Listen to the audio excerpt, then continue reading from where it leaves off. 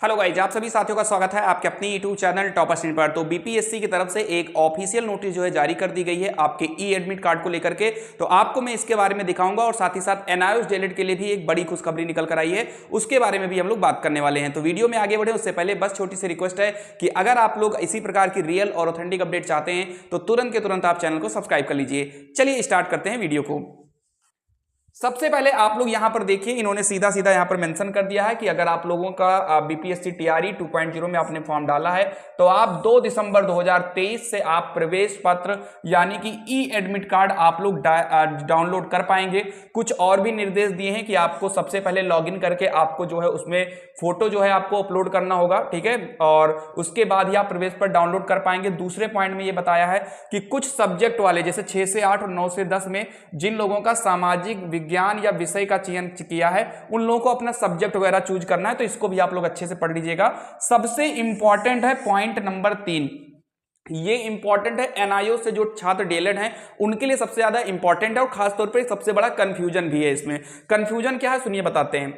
इन्होंने कहा है कि माननीय सर्वोच्च न्यायालय दिल्ली द्वारा पारित न्यायाधीश के आलोक में डीएलएड की डिग्री मान्य है। अब ये देखो, एक सबसे बड़ा कंफ्यूजन यहां पर क्रिएट ये हो गया है।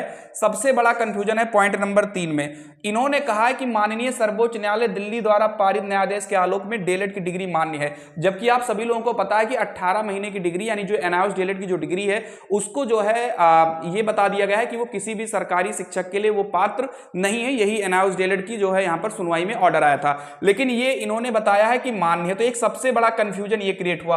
उसके बाद इन्होंने कहा है कि आप प्रशिक्षित प्रारंभिक शिक्षक जो दिनांक 10 अगस्त 2017 के पूर्व से कार्यरत हैं उनकी 18 माह की डीएलएड डिग्री मान्य होगी। यानी इन्होंने ये बताया है कि डीएलएड की डिग्री जो 18 महीने की वो मान्य होगी, जो इन्होंने ऑफिशियल नोटिस जो इन्होंने निकाला है। देखो एक चीज मैं पहले बता दूं कि अगर वो इस नोटिस में ये भले ही एक पॉइंट मेंशन करते या ये पॉइंट मेंशन ना करते, अगर आप एनआईओएस डीएलएड के छात्र हैं और आपने फॉर्म डाला है तो आपको पेपर देने वैसे भी जाना है। मैं आपको अपनी तरफ से मैं जोड़ देता हूं, आप जाइए, क्योंकि हो सकता है कि आगे चलकर एनसीटी गजट में शामिल कर ले या हो सकता है कि आप लोगों को वैलिड कर दिया जाए आगे चल के। तो अगर आप पेपर नहीं दिए रहोगे तो आपको पछताना पड़ सकता है। आप एक बार पेपर दे दीजिए, वैलिड इनवैलिड वो बाद की बात है, ठीक है, वो तो आगे चलता रहेगा। फिलहाल अभी के लिए तो एक पॉजिटिव पॉइंट यही है कि इन्होंने ये बता दिया है कि जो 18 महीने का जो डीएलएड की डिग्री है वो मान्य होगी। इन्होंने इस चीज को बता दिया है। अब बहुत सारे लोग हमसे कह रहे हैं, जैसे मैंने कुछ लोगों से पूछा तो उन्होंने ये कहा कि ये उनके लिए हो सकता है जो पहले से ही जो है यहाँ पर सरकारी स्कूलों में पढ़ा रहे होंगे, उनके लिए हो सकता है। तो फिलहाल एक चीज मैं अपनी तरफ से करेक्ट करूंगा, अगर ये सिर्फ उनके लिए होगा